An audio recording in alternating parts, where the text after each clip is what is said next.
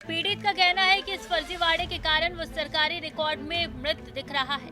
इसका सीधा असर उसकी नौकरी, कागजात और अन्य दस्तावेजों पर पड़ रहा है। परिजन आरोप लगाते हैं कि ठेकेदार मोबिन ने उसके नाबालिग बेटी की हत्या की और फर्जीवाड़ा कर पुलिस को गुमराह किया। इसके लिए उन्हें जबरन कोरे कागजों पर अंगूठा लगाने के लिए मजबूर किया गया।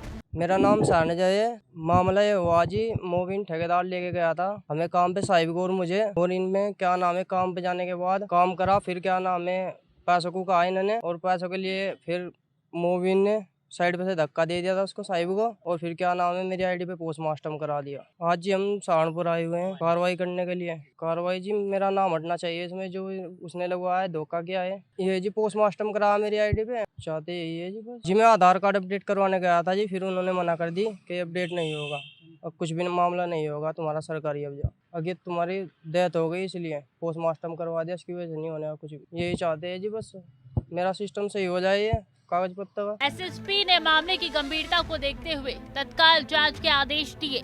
महाराष्ट्र पुलिस के साथ समन्वय कर फाइल मांगने की प्रक्रिया शुरू कर दी गई। पोस्टमार्टम रिपोर्ट और अस्पताल रिकॉर्ड की गहन जांच होगी। आरोपी ठेकेदार मोबिन की भूमिका की पूरी पड़ताल की जाएगी। कानूनी विशेषज्ञों का कहना है कि ये सिर्फ फर्जीवाड़ा नहीं है, बल्कि हत्या, धोखाधड़ी और सरकारी रिकॉर्ड में झूठी प्रविष्टि का गंभीर अपराध है। अगर आरोप साबित होते हैं तो आरोपी ठेकेदार के खिलाफ हत्या समेत कई गंभीर धाराओं में केस दर्ज किया जाएगा। बड़े वाले लड़के को पहले ले जा रखा था उसने, फिर घर पे आया, बोला कि छोटे लड़के को भी भेज दो। मैंने बोला मेरा बच्चा छोटा है, मैं नहीं भेज सकती, नाबालिग बच्चा है, मैं नहीं भेज सकती। उसने फिर लारे लगा करके ले गया।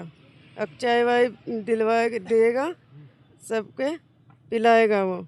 फिर उसने ले जाकर मेरे बच्चे को ऊपर चढ़ा के धक्के दिया। मृतक और युवक के वकीलों का कहना है कि मामला पूरे सिस्टम में गंभीर सवाल उठाता है।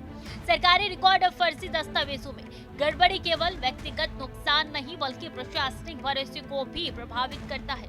ऐसे मामलों से यह स्पष्ट होता है कि सरकारी प्रक्रिया और निगरानी में कमजोरी बड़े अपराध को अंजाम देने में मदद कर सकती है। एसएसपी कार्यालय ने मामले की जांच शुरू कर दी है और टीम फाइलों का विश्लेषण कर रही है।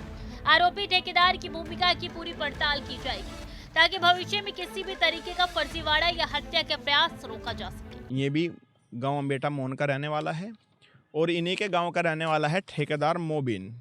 मोबिन जो है वो सलमा के लड़के को, जो साहिब है, उसे काम करने के लिए लेके गया था और बच्चा नाबालिग था। सलमा के बार बार मना करने पर भी ये बोल के कि ये आप लोग गरीब हैं, आपको आर्थिक सहायता मिलेगी और इससे और कोई काम नहीं, वहाँ चाय का काम है, और काम पर ले गया। जहाँ शाहनजर और जो मृतक है साहिब, उसका बड़ा भाई भी पहले से काम करते थे और इसीलिए वो विश्वास दिला के लेके गया कि आपका बड़ा लड़का भी मेरे पास काम करता है। वहाँ पैसों को लेके उनके आपस में कुछ मामला हुआ। जब वो तीसरी बिल्डिंग पे काम कर रहे थे तो ठेकेदार मोबिन ने साहिब को धक्का दे दिया, जिससे नीचे गिरकर उसकी मृत्यु हो गई। सहारनपुर में युवक का मामला ये दिखाता है कि फर्जीवाड़े, धोखाधड़ी और हत्या सिर्फ व्यक्तिगत अपराध नहीं, बल्कि पूरे प्रशासनिक तंत्र और सरकारी रिकॉर्ड की विश्वसनीयता पर असर डालता है। शाहनजर और मृतक परिवार ने न्याय की मांग उठाई है और प्रशासन ने जांच शुरू कर दी है। इस मामले में सख्त कार्रवाई और दोषियों को कड़ी सजा मिलने तक निगरानी और न्याय प्रक्रिया जारी रहेगी। जिले में चौंकाने वाला मामला सामने आया है, जहां युवक को ठेकेदार ने मुर्दा दिखाकर मुंबई में पोस्टमार्टम कर दिया है।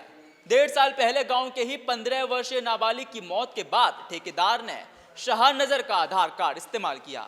अब सरकारी रिकॉर्ड में वह मृत दिख रहा है, जिससे उसे नौकरी और कागजात में परेशानी हो रही है। एसएसपी ने जांच के आदेश दिए हैं और महाराष्ट्र पुलिस से फाइलें मांगने की प्रक्रिया शुरू की है। परिवार हत्या, धोखाधड़ी और साजिश के तहत सख्त कार्रवाई की मांग कर रहा है। कैमरामैन प्रिंस के साथ में विवेक यादव, टीवी 100 न्यूज़, नोएडा।